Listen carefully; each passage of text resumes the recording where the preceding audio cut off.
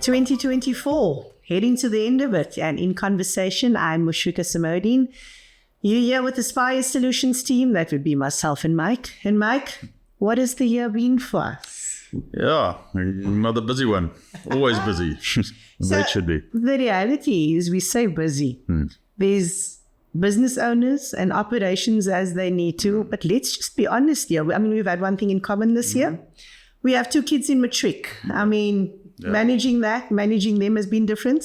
Yeah, them growing up, leaving the nest, going out there, doing their own thing.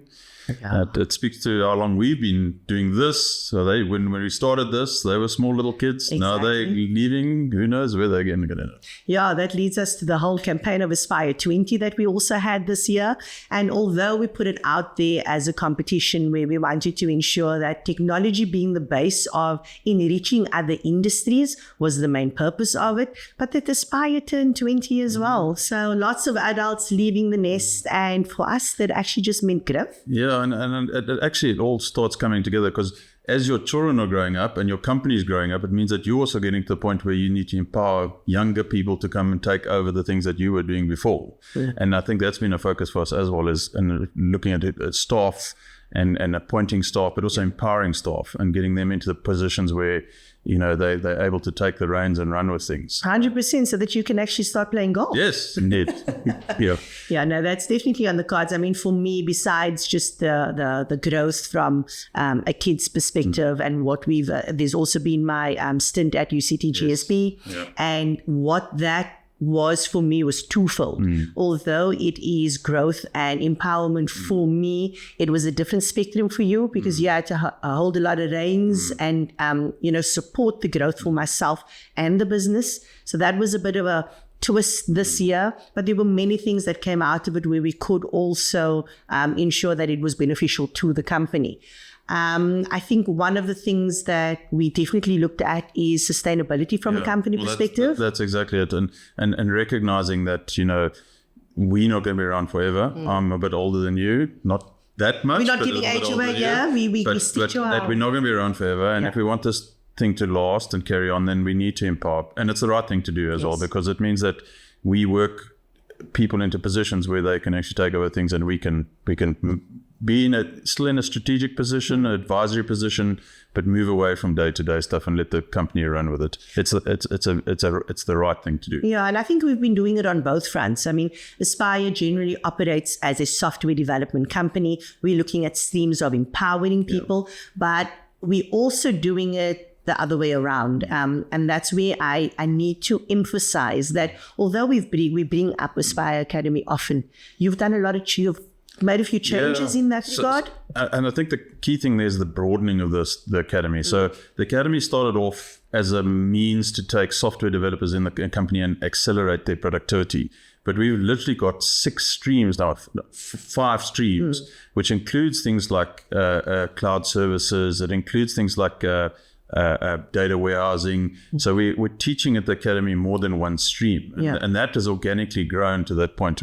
So we can have students coming in not just from a software development perspective, but the other aspects of what we do as well. And also understand how it is, how it's all brought together within the elements of testing and project management as well. Exactly. And that's possibly why you said 6 things, because I've been getting a lot of inquiries about it. And I'm basically saying, you know what, I understand that we have an offering. We have a niche offering. However, you need to come and understand what it's about. And that's where you're finding that stream. Exactly. And what I learned from the academy, I learned from the guys that are coming to the academy. I've learned from our new staff members that have arrived. So just to give you an example, and this is something you and I haven't even discussed yet, is that if we look at what we say we do, i.e. we go to our website and say the things that are there, I've realized through the new staff that arrived that's possibly something that's missing there. And the thing is that we, amongst other things, say we build software. But one of the key things we do is we actually help our clients implement the software. Yeah. That whole adoption, implementation, change management, transformation, which is generally where these things fail, we do really well. And that's been brought to my attention by new people that have arrived here, come from somewhere else, and they've said, no, but that's amazing the way you guys take these things and actually get them implemented at the clients so that they can get a return from what they're paying for. Yes. And I think we need to put that on our website. And the crazy thing that you're saying, Mike, is actually that it is yards away from software. It's actually the people component. And the fact that we're able to penetrate, ensure that there's adoption, find comfort. Support it. 100%. Look after it. So you wouldn't actually look at, Aspire Solutions software, custom software development as in people and transformation, but fundamentally that has become... And that's the thing, is that, and we should, like before, when we recognize something, pin it to the board, because that's what we do. So there's another thing that should go on there. So yes, we'll build you the software, but that's the one part of it. But the second part is we'll actually help you implement it. And as a result, I mean, we literally now at the end of the year are taking one of our clients and dragging them over the line for a go live very late in the year, which is arguably not the best time to be doing a go live, but they need it. They need it politically. They need it from a perspective of value where they're battling with something. And they also need to know that they have to cross that bridge. And if they cross that bridge, there's good things for them in 2, 3, 4 months' time. So, and there's often resistance, even from the people that are paying you to do these things. For sure. So, and that's the thing. So we've got go lives happening. Is it next week? Yeah, next week. And it's hectic and it's the end of the year. But we're there, we're going to support it, we're going to push it through. So what I'm hearing is admission that we don't generally do things over this time, but you're saying, Mush, you know what, bear with us. We're dragging it across the line. And I think another growth aspect within our partnership, because that's always important. We focus on what we're doing out there, what we're doing for our staff.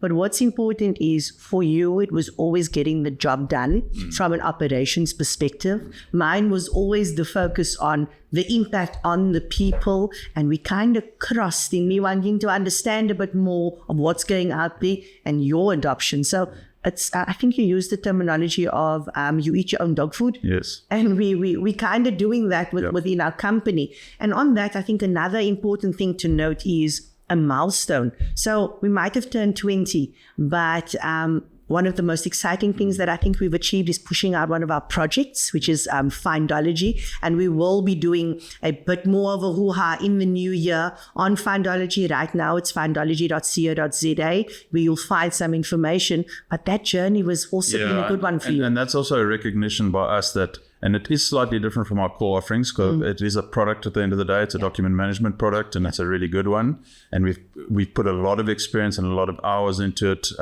tripped over things in the past where we've tried to do. And we truly believe that we've got something that can add a lot of value to people, but it is a product. And what we've recognized in the past is that we often, for clients, do once-off things. And sometimes some of those things, not always, because it's a tough road, but sometimes some of those things should be taken and turned into a product so that other people can get value out of it as well.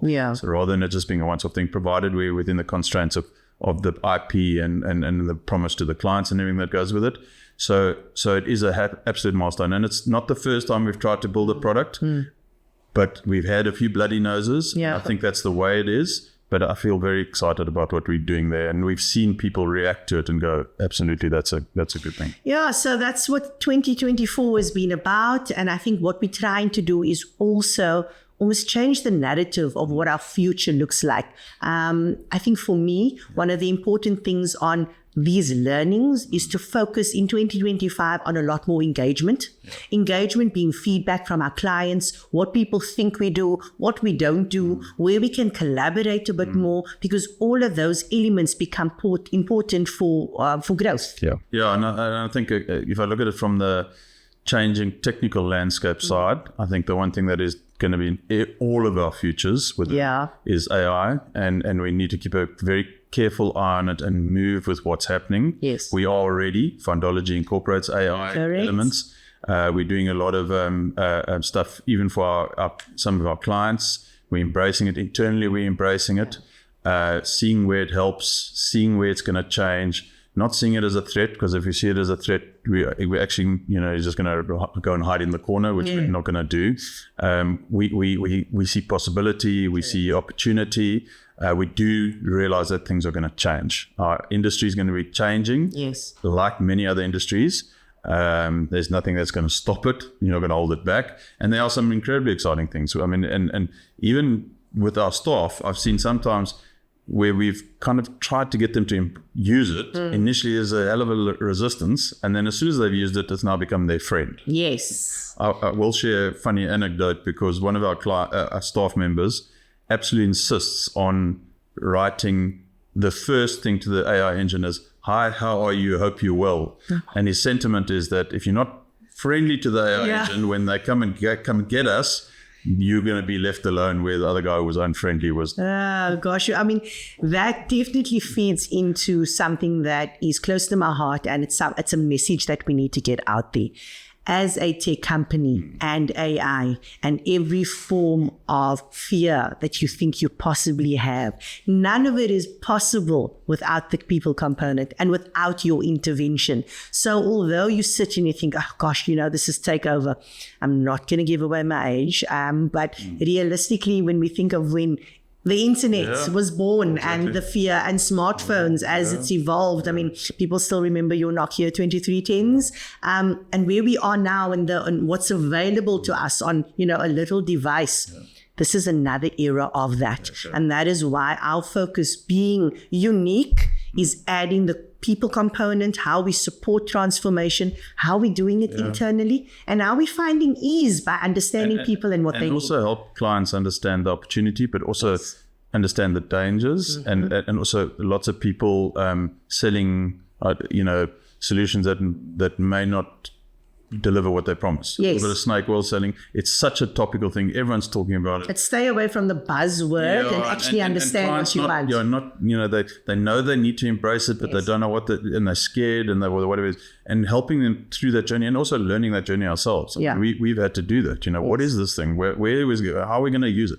And what I do find remarkable, and you're right about, if you take the analogy of the internet and you take the analogy of smartphones, when these things drop, everyone gets in a flat panic. And it's amazing how quickly as a society we get used to these things. 100%. So a year later, 2 years later, it's things that for your grandfather would be completely understandable become completely normal. Yes. So it's going to be the same thing with AI. It's going to... Hence me saying engagement being my motto for 2025. Engagement is that when we post videos like this, it is important for you to give us your feedback. If there's anything in this conversation that stood out to you, please add it to the comments. So my last words for 2024, you've made it. It might seem tiring, but you got there. Be safe on the roads, spend time with your family, and be refreshed for 2025. Yeah, and just enjoy South Africa, enjoy what it has, work at the challenges, be part of the solutions, and let's take this thing forward. Yeah.